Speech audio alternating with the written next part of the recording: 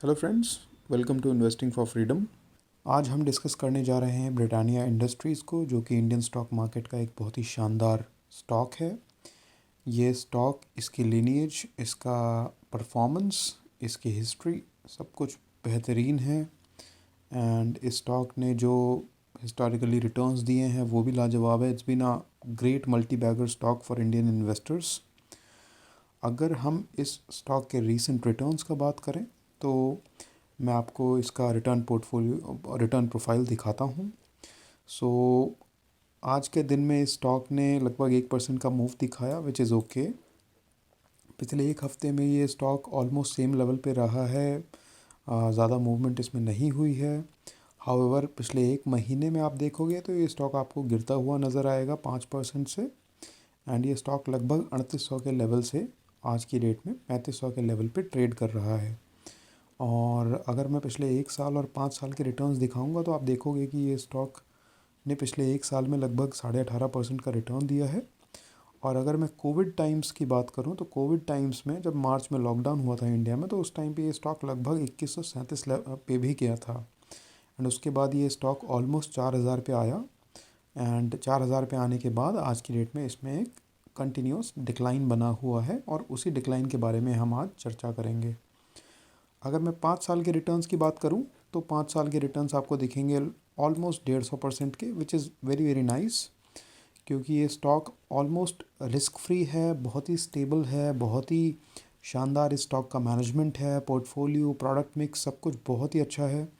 And ये जो आपको 150% के रिटर्न्स यहाँ मिले हैं, you can say this is almost risk free. So इस पर्सपेक्टिव से ये स्टॉक बहुत अच्छा है, बहुत ही स्टेबल है। और अगर मैं आगे आपको ले जाऊँ और की मेट्रिक्स की बात करूँ, सो की मेट्रिक्स में यूल फाइंड आउट कि जो इसका पी रेशो है थोड़ा एक्सपेंसिव है, 62 है compare to industry average which is 50। So ये आपको थोड़ा सा ज़्यादा लगेगा। हाउएवर जैसा मैंने बताया, ये स्टॉक कोई मामूली स्टॉक नहीं है, बहुत ही बेहतरीन स्टॉक है, और उस चक्कर में थोड़ा बहुत महंगा होना इसका बनता है। It's okay. और अगर मैं डिविडेंड यील्ड की बात करूँ तो हाँ, थोड़ा सा यहाँ पे डिविडेंड यील्ड कम दिख रही है, लगभग 1% की है compare to industries 1.5%। But again this stock here has been a constant provider of dividends. इसमें हम आपको हमेशा से ही डिविडेंड मिलते रहे हैं, ऑलमोस्ट 30-35% के, और लास्ट ईयर तो लगभग 60% का डिविडेंड मिला था। सो डिविडेंड के पर्सपेक्टिव से ये स्टॉक बहुत ही अच्छा है। अगर मैं आपको फोरकास्टिंग एंड रेटिंग्स की बात करूं जो कि एनालिस्ट्स इस टाइम पे प्रोवाइड कर रहे हैं स्टॉक को लेकर, तो यूल फाइंड आउट कि इस स्टॉक में एनालिस्ट्स कह रहे हैं कि ऑलमोस्ट 18% का प्राइस अपसाइड आएगा in the coming results during this month और probably next month, let's see. और अर्निंग्स ग्रोथ जो रहेगा लगभग 36% का रहेगा, और रेवेन्यू ग्रोथ रहेगा ऑलमोस्ट 14.5% का। एंड अगेन ये जो रिज़ल्ट्स आप देख रहे हो ये बहुत ही डिसेंट हैं। अगर ऐसा आता है रिज़ल्ट तो ऑफ कोर्स स्टॉक में मूवमेंट अच्छी आएगी पॉजिटिव साइड पे। अगर मैं इस कंपनी के ब्रांड्स की बात करूँ तो ब्रांड मिक्स आप देखोगे कि ऐसे ये प्रोडक्ट्स हैं, ऐसे ये ब्रांड्स हैं कि जो आपने अपने डेली लाइफ में देखी ही होंगी अगर टेस्ट नहीं की हैं तो। So Good Day, Tiger, Little Hearts, Bourbon, Milk Bikis, ये सब कुछ बहुत ही पॉपुलर है इंडियन मार्केट में और बहुत ज़्यादा चलता है। एंड इसके अलावा अगर मैं फाइनेंशियल्स की बात करूं तो फाइनेंशियल्स में एक एडिशनल एस्पेक्ट जो मैं बताना चाहता हूं वो है रेवेन्यू एंड प्रॉफिट्स का। सो रेवेन्यू इस कंपनी ने 2017 में किए थे लगभग 9000 करोड़ के, और आज की डेट में विच इज़ लाइक 2021 इस कंपनी का रेवेन्यू है ऑलमोस्ट 12000 करोड़ का। और पिछले 4 साल में 5 साल में जो इसका प्रॉफिट ग्रोथ है वो भी 880 करोड़ से आज की डेट में 1400 करोड़ हो गया है, which is very very nice. And अगर मैं होल्डिंग्स की बात करूं तो होल्डिंग्स में मैं आपको बता देता हूं कि यहाँ पर प्रोमोटर्स की होल्डिंग 50% से भी ज़्यादा है। और इसके अलावा जो रिटेल एंड HNI इन्वेस्टर्स हैं उनके पास ऑलमोस्ट 22% का होल्डिंग है स्टॉक का। एडिशनली इन फाइनेंशियल्स, इन फंडामेंटल्स के अलावा मैं आपको कुछ और चीज़ें बताना चाहता हूँ स्टॉक के बारे में, जिसके चलते मैं आता हूँ स्क्रीनर पे। एंड स्क्रीनर पे आप देखोगे कि स्टॉक का मार्केट कैप है almost 87,000 crore, which is the second highest in India in this sector, second only to Nestle, which has a market cap of 1,77,000 crores. Which is very very high and absolutely awesome. And अगर मैं Britannia के quarterly results की बात करूँगा तो आप देखोगे कि जून एंड सितंबर में इसके जो क्वार्टरली रिजल्ट्स रहे हैं ऑलमोस्ट बराबर रहे हैं और अच्छे रहे हैं। ऑफ कोर्स जो नेट प्रॉफिट है वो भी आप देखोगे अच्छा है, हाउएवर इसको लास्ट क्वार्टर में थोड़ा सा डिक्लाइन हुआ था, बट एक्सपेक्टेडली इस क्वार्टर में ये इम्प्रूव होना चाहिए, अच्छा आना चाहिए, इनफैक्ट लास्ट क्वार्टर से भी ज़्यादा आना चाहिए। लेट्स सी क्या होता है। और अगर मैं ईयर ऑन ईयर कंपेयर करूँगा तो आप देखोगे कि सितंबर के क्वार्टर में लास्ट ईयर में जो नंबर था उससे लगभग 15-20% का यहाँ पे ग्रोथ है हम इस साल के सितंबर क्वार्टर में, और प्रॉफिट्स में भी अच्छा खासा ग्रोथ है। बट इस स्टॉक में जो प्रॉब्लम चल रही है इस टाइम पे, जिस वजह से ये स्टॉक डिक्लाइन पे है, उसका आई थिंक एक फंडामेंटल रीज़न तो मुझे पता है जो मैं आपसे शेयर करना चाहता हूँ, और वो है इसकी बोरोइंग्स। आप देखोगे कि इस स्टॉक में जो बोरोइंग्स हैं वो मार्च 2019 से मार्च 2020 में 10 गुना हो गई हैं ऑलमोस्ट, और मार्च 2020 से सितंबर 2020 में जो बोरोइंग्स हैं वो अगेन काफ़ी ज़्यादा बढ़ गई हैं, ऑलमोस्ट 50-60% से भी ज़्यादा बढ़ गई हैं बोरोइंग्स। एंड इसी वजह से ये स्टॉक आज की डेट में थोड़ा नेगेटिव चल रहा है और नीचे आ रहा है। और again this is not the only reason, एक और जो एडिशनल रीज़न है यहाँ पे उसके बारे में मैं एक बार टेक्निकल एनालिसिस शुरू करूँगा तब बताता हूँ। सो टेक्निकल एनालिसिस शुरू करने के लिए मैं आता हूँ यहाँ पे इस चार्ट पे, जो कि ये वीकली चार्ट है ब्रिटानिया का। एंड इस चार्ट में आप देखोगे कि स्टॉक ने पिछले 20 साल में बहुत ही शानदार रिटर्न्स दिए हैं और ऑलमोस्ट 40 गुना हो गया है। और कोविड के टाइम पे ये स्टॉक आया था ऑलमोस्ट 2200 और 2300 के लेवल पे।